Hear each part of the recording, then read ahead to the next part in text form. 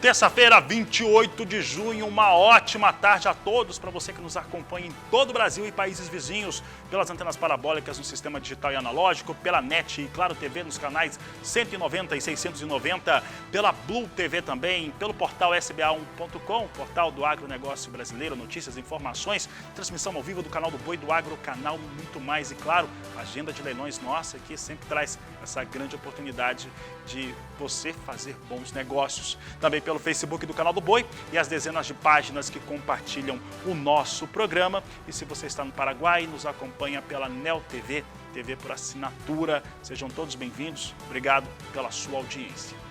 Olha só, a Agricultura BR traz em destaque alguns números relevantes em torno do desenvolvimento das lavouras dos Estados Unidos. Há uma forte especulação sobre essas lavouras. O que se sabe é que temos ali uma ampliação de área, isso é fato. Talvez essas áreas sejam até maiores, nós vamos saber na próxima quinta-feira, dia 30, quando tivermos o relatório que vai confirmar essas áreas norte-americanas, que deve ter subido sim, deve ter ocupado parte aí das áreas de milho. Os Estados Unidos vão ter uma safra maior? Sim, de fato vão. Só que a demanda é maior ainda. Além disso, a perda de qualidade nas lavouras dos Estados Unidos. Quem aponta essa queda de qualidade é exatamente o relatório de acompanhamento de lavouras norte-americano, que trouxe, ao final do dia, nesta segunda-feira, um novo recuo na qualidade das áreas que foram cultivadas com soja. Veja na tela que nós temos aqui 3 posicionamentos, lavouras que estão ruins ou muito ruins, que estão em condição regular e boas e excelentes condições. Eu começo destacando aqui as condições ruins das lavouras norte-americanas, porque no acompanhamento intersemanal, ele trouxe um aumento de 2 pontos percentuais, subiu de 6% para 8% as lavouras em condições ruins. Já as lavouras em condições regulares subiu de 26% para 27%, enquanto que as lavouras, e aqui está o número que chama bastante atenção, as lavouras que estavam em boas e excelentes condições tiveram uma queda de 3 pontos percentuais, saindo de 68% para 65%. Enfim, temos recuo na qualidade das lavouras norte-americanas. Isso representa quebra? Não. Representa ali uma queda de produtividade, como a gente já conversou algumas vezes com diversos analistas aqui no Agricultura BR. Mas isso é o suficiente para dar mais um suporte, mais um argumento nas operações de mercado. Mercado que tem enxergado de uma maneira muito mais positiva. Eu falo principalmente, aí, falando de mercado financeiro, dos operadores aí deste mercado, com muito mais positiva visão frente à China, que flexibilizou as suas principais cidades, principalmente Xangai. Xangai, ela é um ponto extremamente relevante para aquele país, que tem mais de 1 bilhão de pessoas, e por ser principalmente o ponto logístico, o ponto de desencadeamento. E isso já gerou uma sensação muito melhor no mercado financeiro e também de commodities agrícolas nesta última segunda-feira, e esse bem-estar ele vinha também para o dia de hoje. Veja na tela que nós temos alta forte para a soja em Chicago, posição de julho vem a $16,59, mais 2 o bushel. A alta é de 1,76%. Agosto, $15,58, mais 4 por bushel, alta de 1,90%. Temos aqui a posição de setembro, $14,78, mais 2 o bushel, com alta de 1,81%. E novembro, $14,61, mais 2 o bushel, são as posições com soja em Chicago. Em novembro subindo quase 2%, 1,99% de alta. Portanto, dia de forte recuperação para a soja. Soja que sofreu bastante semana passada, nessa semana começa de uma maneira bem diferente. Quem está também numa situação distinta é o dólar. O dólar vinha cedendo, o dólar chegou a 5,18, mas olha só, né? Se tem uma coisa que chama atenção e que pode derrubar quem está apresentando, é o câmbio. Olha só, se o dólar vinha em queda, agora ele inverte esse cenário e passa a operar em alta. A alta agora do dólar é de 0,22% para a moeda norte-americana no Brasil. Dólar comercial, R$ 5,24, mais 6, Tá aí, o mercado está vivo, o mercado está presente em operação e agora o dólar que estava em recuo passa a operar em alta e está na casa de 5,24. É por isso que eu vou conversar com Walter Puga Júnior, ele que fala ao vivo, direto da Bolsa Brasileira de Mercadorias, a BBM São Paulo, nos estúdios do canal do Boi. Puga, boa tarde, seja bem-vindo. Tivemos aí mais uma inversão com câmbio. O que está acontecendo no mercado financeiro neste momento, Puga? Porque, por enquanto, aquela sinalização da China de flexibilizar a questão do Covid, ele está sendo muito interessante para o mercado agrícola e, pelo menos até ontem, para o mercado financeiro também. Boa tarde. Boa tarde a você, boa tarde a todos. De fato, as mudanças na China, né, com essa liberação maior, diminuição, na verdade, redução daquelas restrições de circulação e da atividade econômica lá, trazem, lógico, uma recuperação para o mercado. Nós veremos já já uma alta para o petróleo, por exemplo. Mas há muitas preocupações aqui no Brasil com o chamado questão fiscal, né? O orçamento do governo, os gastos do governo. E também há uma alta dos pagamentos, né, dos juros, dos títulos públicos em diferentes países do mundo. Tudo isso faz com que haja uma procura maior em alguns momentos para o dólar, que, como você bem lembrou, né, pega de surpresa. Uma hora está em baixa, uma hora está em alta. Veja, o dólar chegou hoje a operar na faixa de R$ 5,18, segundo algumas consultorias que acompanham o mercado de câmbio. Chegou abaixo de R$ 5,19. Agora já opera passando em alguns momentos de R$ 5,25, ou seja, o dólar vem no movimento de alta porque há muita especulação em relação à procura por dólar no mercado internacional. E o que mostra o dólar índice, né? O índice dólar, que é a comparação do dólar frente às 6 moedas mais fortes do mundo, vem em alta. Para você ter uma ideia, o índice dólar agora opera acima de 104.200 pontos, tem alta de pelo menos 0,5% neste momento, ou seja, eu acompanho aqui a mudança do mercado é muito rápida. O dólar vinha com uma leve alta pela manhã, mas não imaginávamos que fosse ter uma alta acentuada fora do Brasil. Bom, as notícias de que a China flexibilizou algumas de suas políticas da Covid-19, tempo de quarentena, que o viajante era obrigado a manter, lógico, traz esse sentimento melhor para o mercado, né? Agora, o que acontece também é que há influência em outros mercados. Você mostrou soja agora, mas acompanhe petróleo, por exemplo. Enquanto lá fora o dólar se valoriza, o petróleo sobe. Petróleo tipo Brent opera agora a quase 113 dólares o barril. Chegou a passar de 113 dólares o barril hoje por volta das 8 horas da manhã. Agora a 113 dólares. Nesse momento tem alta de 1,87%. Petróleo que nós já vimos na faixa de 114, que chegou a cair para a faixa de 111, 110 em alguns momentos. Mas há uma demanda, expectativa pelo menos de demanda para petróleo daqui para frente. Petróleo WTI também opera em alta agora, alta de mais de 1%, na faixa de 110, 111 dólares o barril. Ora, o que isso indica é que os preços dos combustíveis continuam em alta e não há expectativa de baixa para os preços dos combustíveis. Há um movimento positivo em todo o mercado internacional. Agora, eu gostaria de ressaltar que, diante de uma alta nos preços das commodities, o Brasil teve um crescimento no seu faturamento com as exportações do agronegócio. E esse crescimento, Fabiano, passa de 14% em maio. O Brasil exportou mais de 15 bilhões e 110 milhões de dólares apenas no mês de maio. A exportação do agronegócio brasileiro registrou faturamento de 15 bilhões e 110 milhões de dólares em maio, o que corresponde a um aumento de 14,2% em comparação com o mesmo mês do ano passado, ou seja, comparando maio deste ano com maio do ano passado, a alta é bem acentuada, né? Nós exportamos no ano passado pouco mais de 13 bilhões e 230 milhões, já saltamos para 15 bilhões e 110 milhões. É um valor considerável. O aumento do valor, lógico, foi causado pela elevação dos preços médios dos produtos de exportação do Brasil, né? São dados da Secretaria de Comércio de Relações Internacionais. né, do Ministério da Agricultura. Agora, o volume de produtos exportados teve uma queda. Veja bem, em volume, o Brasil exportou quase 13% menos em maio, quando comparado a 2021. A redução do volume pode ser explicada, lógico, em virtude da diminuição das exportações de soja em grão, que recuaram bastante. Nós exportamos 4.300.000 toneladas de soja em maio de 2022, quando comparado menos, né, do que maio de 2021. Então, houve uma queda na exportação de soja, mas as exportações do Brasil em faturamento cresceu, e cresceu muito. As exportações cresceram mais de 14% em faturamento. É uma boa notícia para o agro brasileiro. É com você. Obrigado, Pulga. Uma ótima tarde a você. Por aqui eu sigo falando de soja e agora trazendo a questão da fundamentação. Você viu que soja em Chicago sobe.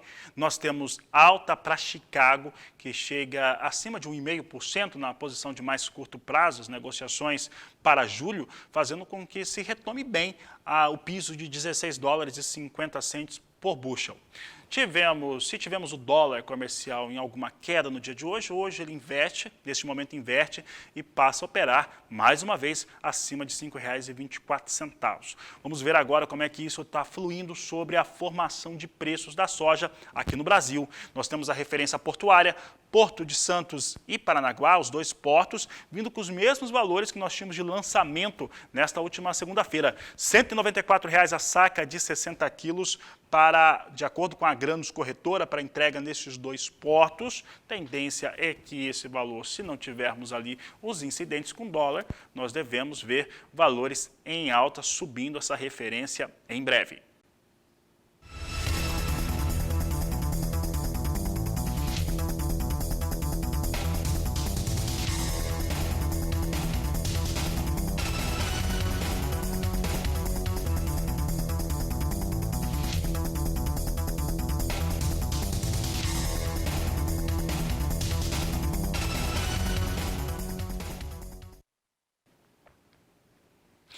E foi confirmado pelo Ministério da Agricultura, Pecuária e Abastecimento o lançamento do Plano Agrícola Pecuário da campanha 2022-2023, que é bastante interessante a observação e até polêmica do ponto de vista econômico, já que é um plano que teve que equalizar o cenário que se espera de novas altas na taxa básica de juros aqui no Brasil.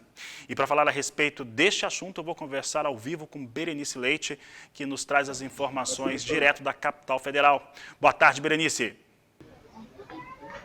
Oi, Fabiano, boa tarde a você e a todos que nos acompanham. Olha, como você bem disse, o Ministério da Agricultura, Pecuária e Abastecimento confirmou a data de lançamento aí do Plano Safra 2022-2023. A cerimônia oficial está marcada, então, para esta quarta-feira, às 5 horas da tarde. O Canal do Boi, claro, tem uma cobertura especial sobre esse assunto. A data foi confirmada, mas o que ainda não se sabe é qual será o volume de recursos disponibilizado e também a taxa disponibilizada desse novo plano. A gente sabe aí que o Ministério da Agricultura solicitou um valor de 330 bilhões de reais. E no ano passado, esse valor foi de 252 bilhões. Naturalmente, esse valor para o novo Plano Safra precisa ser maior, como você bem disse, para equalizar aí a diferença entre a taxa de juros do Banco Central, a taxa Selic, que hoje está entre 13,25%. Aí você imagina, né? A taxa do Plano Safra geralmente fica na casa de um dígito.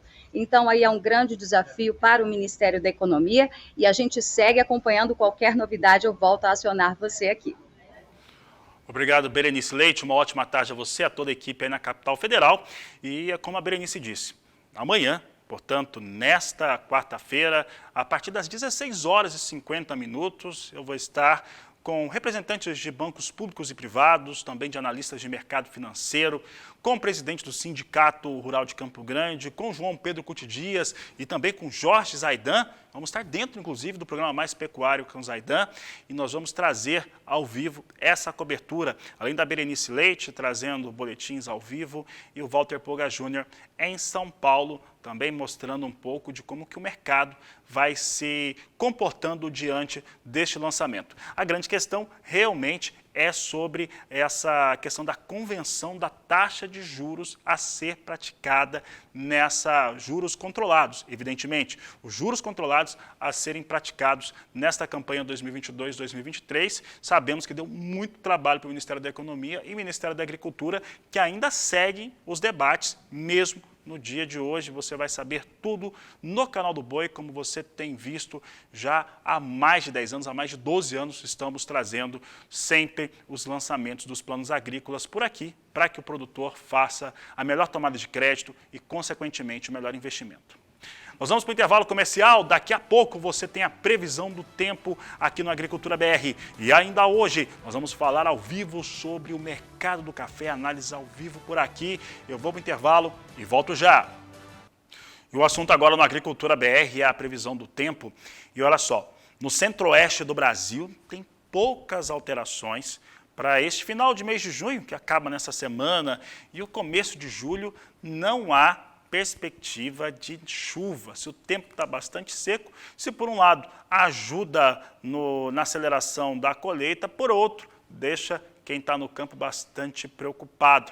É o que nós vamos ver agora com a Julian Marques, que participa conosco aqui no Agricultura BR. Boa tarde, Julian. Boa tarde, Fabiana, e boa tarde a todos. E o ar seco segue predominando no centro-oeste do Brasil. Não há previsão de chuva para nenhuma área. Conforme observamos no mapa, não há precipitação prevista para esse final de junho e início do próximo mês. Para todo o estado de Goiás, é ótimo, porque favorece o período de colheita.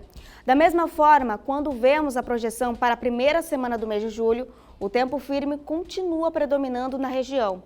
Agora, no sudeste, ao longo da semana, o tempo será firme em boa parte da região. Com a colheita de milho segunda safra, o tempo seco vai ajudar.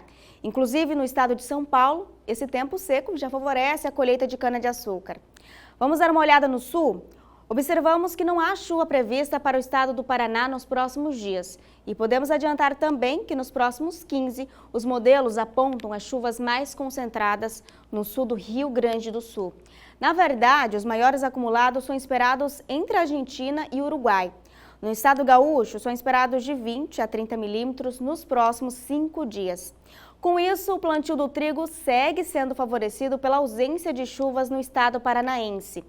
Uma das cidades produtoras de trigo, Pato Branco, fica ao sul do Paraná e, conforme observamos, não há previsão de chuva para os próximos dias, o que ajuda as atividades em campo para o plantio do grão. No norte, o tempo é ensolarado no estado do Tocantins para o final deste mês. Quando observamos a primeira semana do mês de julho, o cenário permanece bem parecido, sem expectativa para chuva no estado.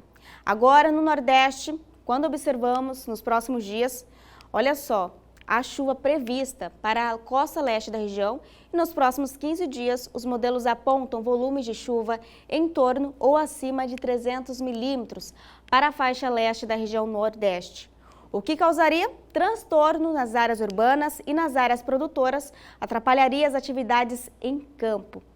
Fabiano? Obrigado, Julian. Uma ótima tarde a você. E por agora, no Agricultura BR, o assunto que nós vamos trazer agora é o café, falando principalmente de café arábica. E nós temos tido e visto um registro de muita volatilidade em relação aos preços do café. Ora, temos alta, ora temos quedas e quedas sequentes. É o que nós estamos vendo principalmente nesses últimos dias, nos últimos pregões, o café cedendo bastante em Nova York e com efeitos aqui no Brasil na formação de preço para o cafeicultor nacional. Para falar a respeito deste assunto e também como que o mercado vai se posicionando, eu converso agora pela internet com Leonardo Rossetti, ele que é analista de inteligência de mercado da Stonex e participa do programa conosco. Leonardo, obrigado pela sua participação aqui no Agricultura BR. É um momento que realmente temos visto volatilidade, com muita influência de fatores externos aos parâmetros do mercado de café, como a guerra da Rússia ao invadir a Ucrânia, que paralisa o sistema logístico de certo modo, também até a China em relação à sua política de Covid-0, entre outros fatores. Como que você avalia o mercado neste momento? Boa tarde, Leonardo. Seja bem-vindo. Boa tarde, Fabiano. Primeiramente, um prazer estar participando aqui com vocês. Pois é, o café ele tem mostrado bastante volatilidade aí nas últimas semanas, né? Como você bem citou, existe toda essa preocupação que a guerra da Rússia e Ucrânia trouxe com relação ao consumo, né? Considerando que eles são países consumidores, a questão da China também. E nessas últimas sessões, né, as cotações do café elas têm sido pressionadas, né, principalmente em resposta do mercado à divulgação das estimativas para a temporada 2022-23 pelo USDA, que é o Departamento de Agricultura dos Estados Unidos, né? E ele costuma ser um importante ponto de referência para o mercado, né? Então, o mercado ainda deve repercutir e digerir isso essa semana, né? O que o USDA falou para a gente? Ele está estimando para essa temporada 22-23 um superávit de 7,9 milhões de sacas no balanço global de oferta e demanda, né? Então, ele está indicando que a produção deve crescer 4,7%, enquanto o consumo global deve crescer apenas 1,1%. Né? A gente tem essa perspectiva de aumento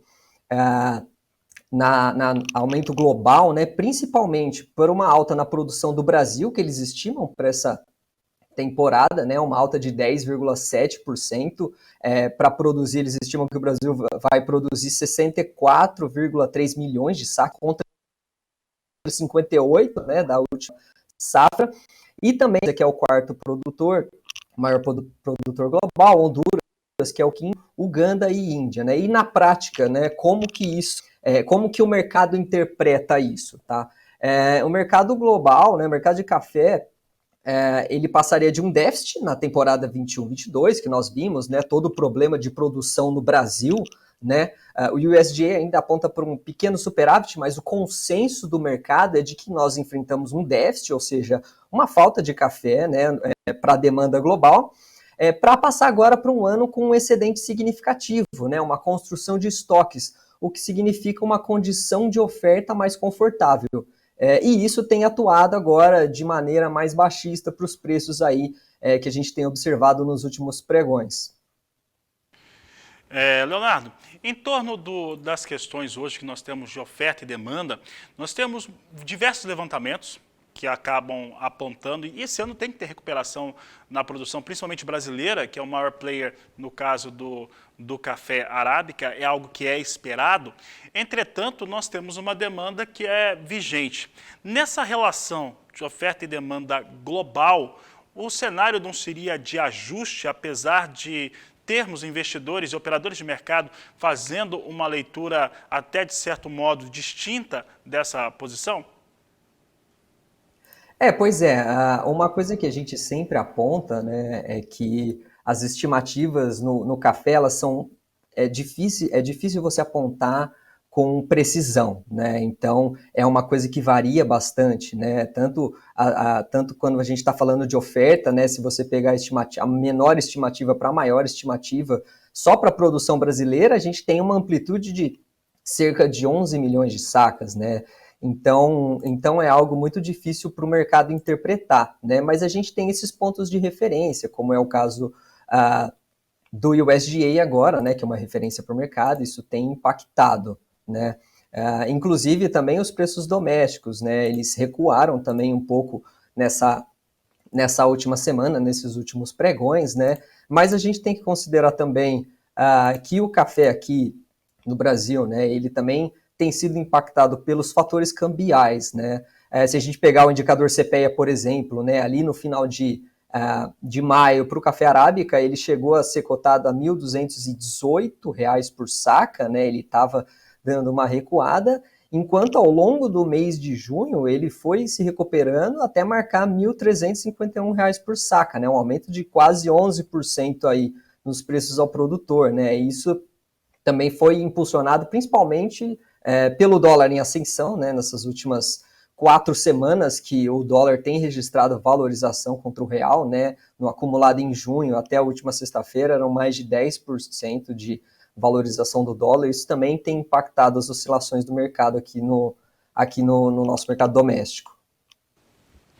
Leonardo, para encerrarmos aqui a nossa entrevista, pensando aqui nos elos da cadeia produtiva, mas principalmente do produtor, do cafeicultor nacional, como que você posiciona que deve ser as negociações desse cafeicultor neste momento aqui no Brasil com o seu produto, pensando também nessa questão de ter uma melhora na produção, né, uma alta na produção, uma melhora na oferta, mas com uma demanda global também da mesma forma crescente?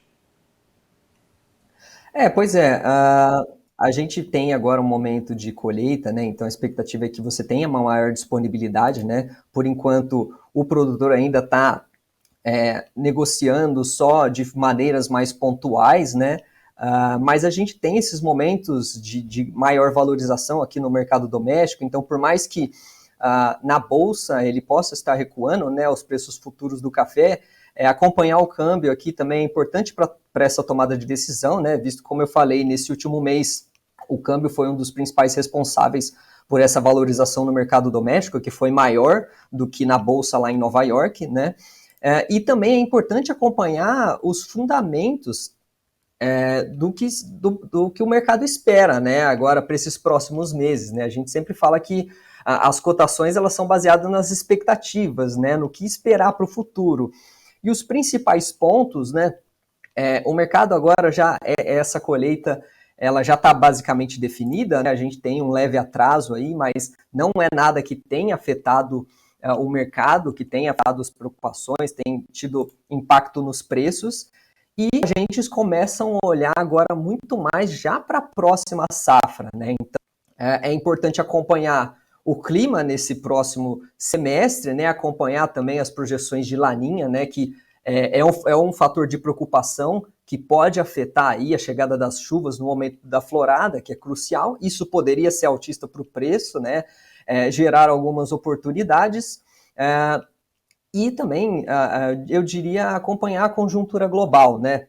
É importante continuar seguindo, né, como vão se dar esses efeitos da guerra, né? Tanto de maneira direta, porque aí a gente pode ver um impacto no consumo, né, uma vez que a Rússia e a Ucrânia são consumidores, e pode trazer algum impacto na logística também, mas também os desdobramentos no que diz respeito à economia global, né? Os países eles vêm apresentando perspectiva de menor crescimento econômico, seguem registrando uma inflação acelerada, né, e tem afetado os preços do café ao consumidor final, tanto no Brasil como tem sido já verificado agora nos Estados Unidos também, né.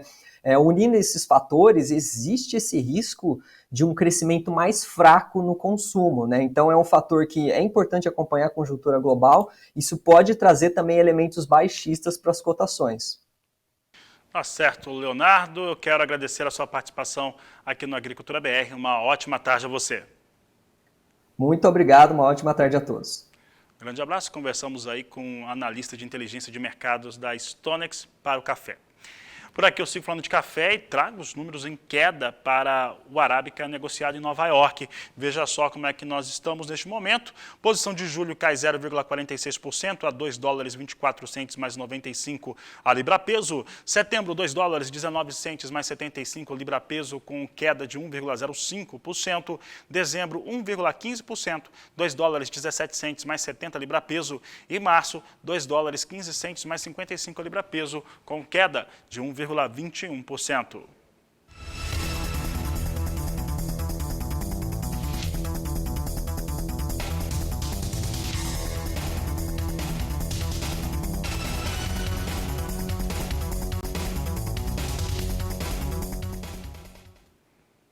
Dia de poucos negócios para o café robusta na Bolsa de Londres, referência para o Conilon brasileiro. Veja só que julho vem com $2.044 a tonelada, setembro com queda de 0,19% a 2.036, novembro 2.031 e janeiro $2.017 a tonelada, com recuo de 0,05%.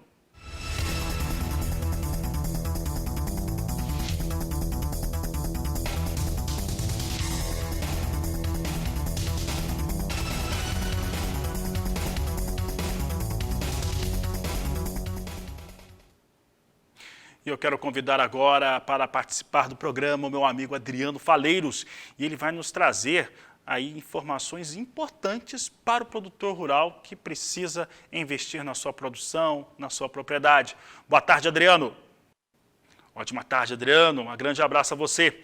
E olha, nós vamos para o último intervalo daqui do Agricultura BR. Daqui a pouco, as informações finais desta edição.